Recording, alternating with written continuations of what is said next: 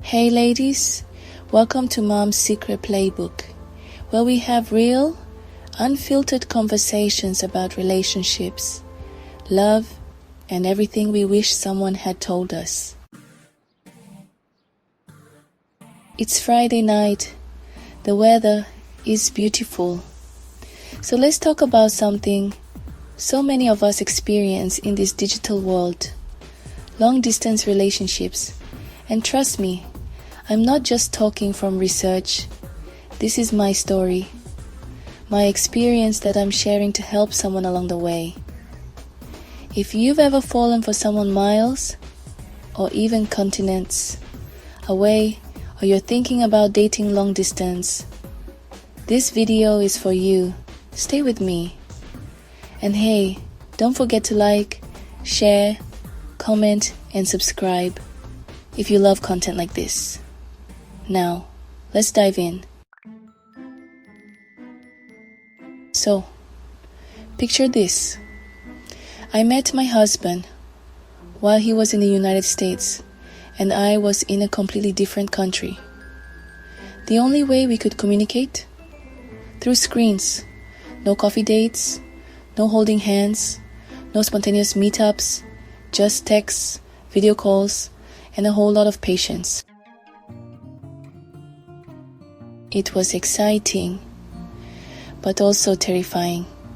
Because, let's be real, how well can you truly know someone when you've never spent real time with them?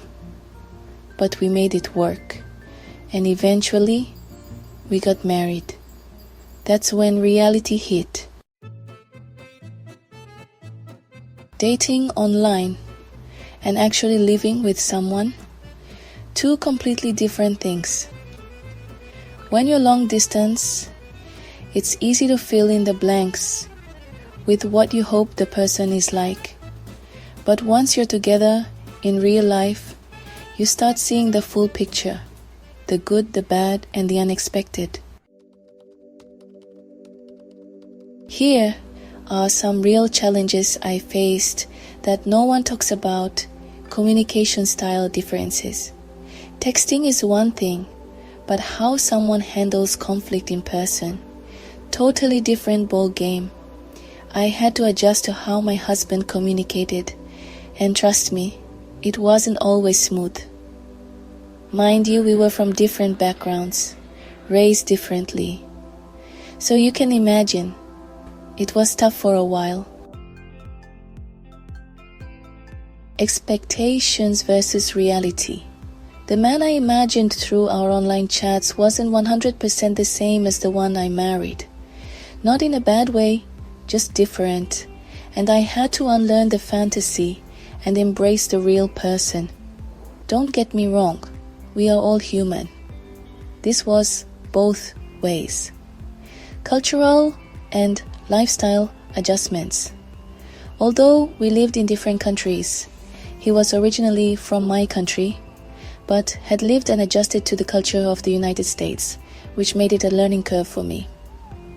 There were habits, traditions, and even simple things like food preferences that took some getting used to. Sometimes I felt like we were from two different worlds, even though we shared the same roots. But despite the challenges, we made it work. And if you're in a long-distance relationship or considering one, it can work for you too. But only if you're prepared for the reality of it. If you're in a long-distance relationship right now, here's my advice. Plus, real-life stories of people I know who made it or didn't. Be brutally honest from the start. One of my friends, Sarah, was in a long-distance relationship for 2 years. She only showed the best version of herself on calls, always looking cute, always in a good mood.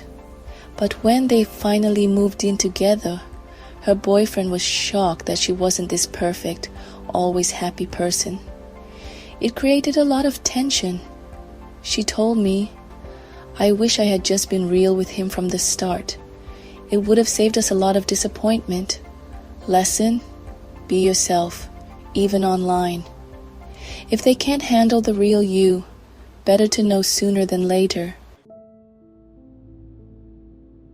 Talk about the tough stuff early.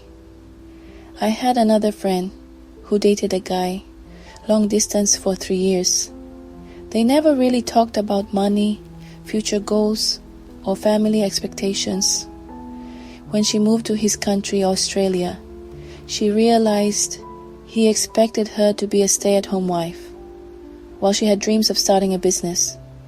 She told me we were so in love that we avoided serious conversations, but love isn't enough if your goals don't align. Lesson: don't skip the uncomfortable talks.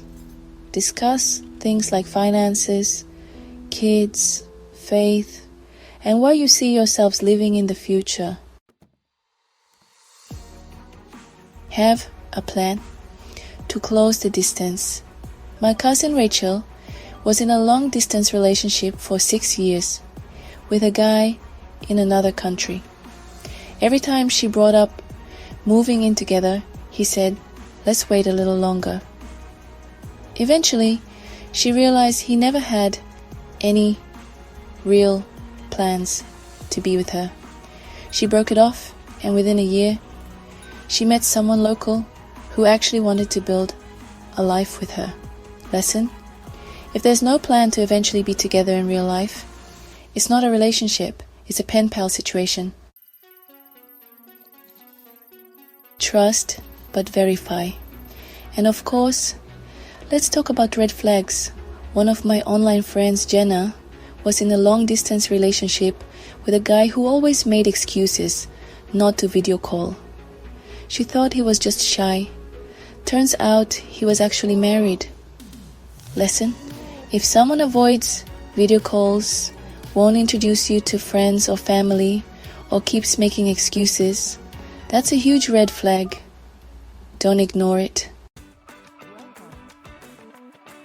Now, I want to hear from you. Have you ever been in a long-distance relationship? Did it work out, or did it crash and burn? Drop your experiences in the comments. I'll be reading and replying. And if you love this conversation, make sure to hit that like button, subscribe, and share this video with someone who needs to hear this, especially young unmarried ladies. Thanks for hanging out with me today, and I'll see you in the next video.